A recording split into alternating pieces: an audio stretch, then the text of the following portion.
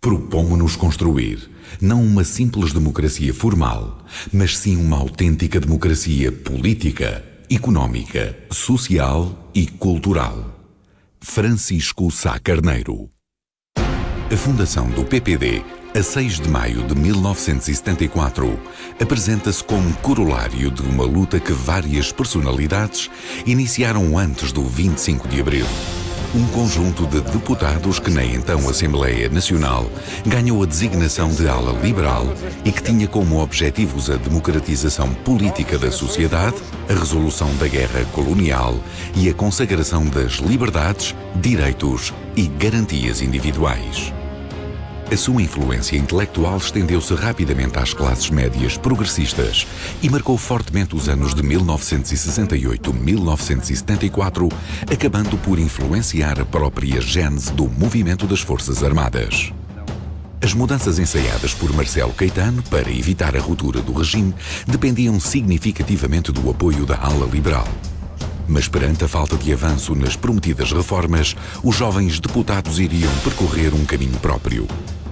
Uma lufada de ar fresco percorre o país, obscurecido pela falta de informação resultante da censura dos meios de comunicação social e reforçada pela colocação de pessoas de confiança na televisão e rádios.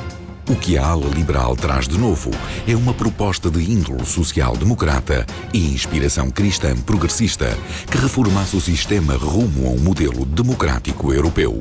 A coragem pessoal e política dos deputados da ala liberal ficou bem expressa quando Sá Carneiro, Pinto Balsemão e Correia da Cunha visitaram presos políticos em Caxias.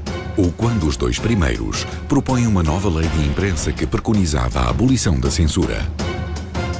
Miller Guerra, bastonário da Ordem dos Médicos, combate por reformas na saúde, no ensino e nas escolas. A defesa das cooperativas, as críticas à repressão policial dos movimentos estudantis e cívicos, a denúncia da situação dos presos políticos, a defesa do respeito pelos seus direitos, nomeadamente a presença de advogado nos respectivos interrogatórios, foram igualmente matérias propostas pela ala liberal. Assim como a lei da liberdade religiosa, da assistência social, do direito à habitação e o ordenamento do território. Ou ainda, a modernização da economia nacional com a abolição do condicionamento industrial e a aproximação de Portugal à Europa e participação no processo de integração, no quadro da EFTA e do mercado comum, maioritariamente propostas por Magalhães Mota, advogado católico e que preside então a SEDES.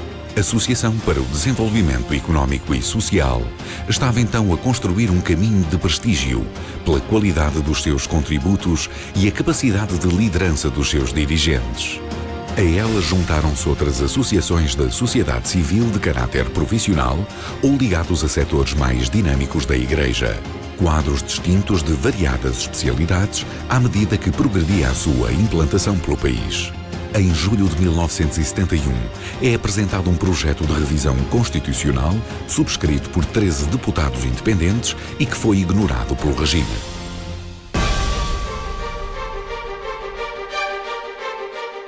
Em janeiro de 1972, Sá Carneiro acaba por fazer uma primeira abordagem orgânica à linha de pensamento político prevalecente na ala liberal.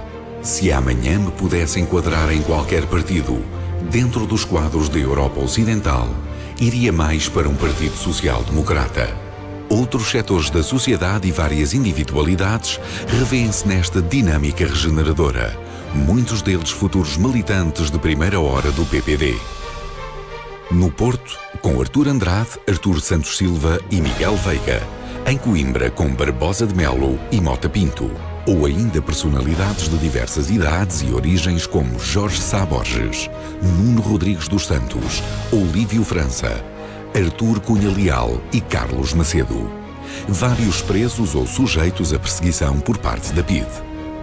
Marcelo Caetano, pressionado pelos setores mais reacionários do regime, acaba por perder qualquer capacidade de protagonizar as mudanças necessárias.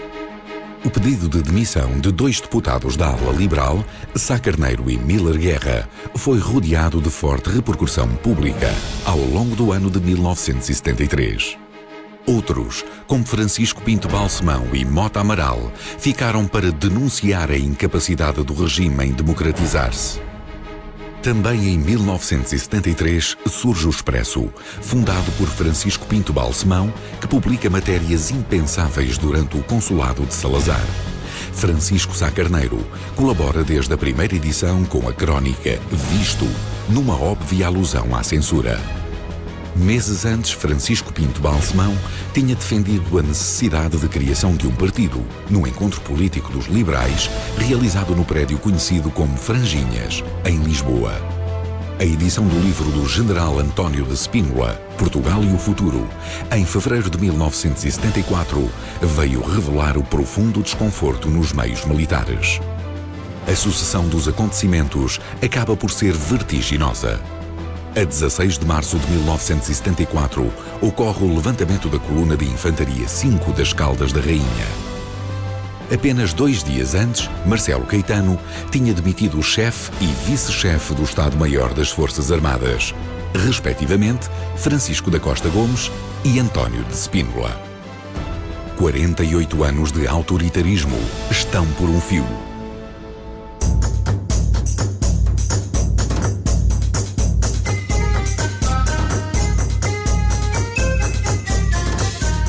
A 25 de abril de 1974, o movimento dos capitães devolveu a Portugal a capacidade de autoafirmação.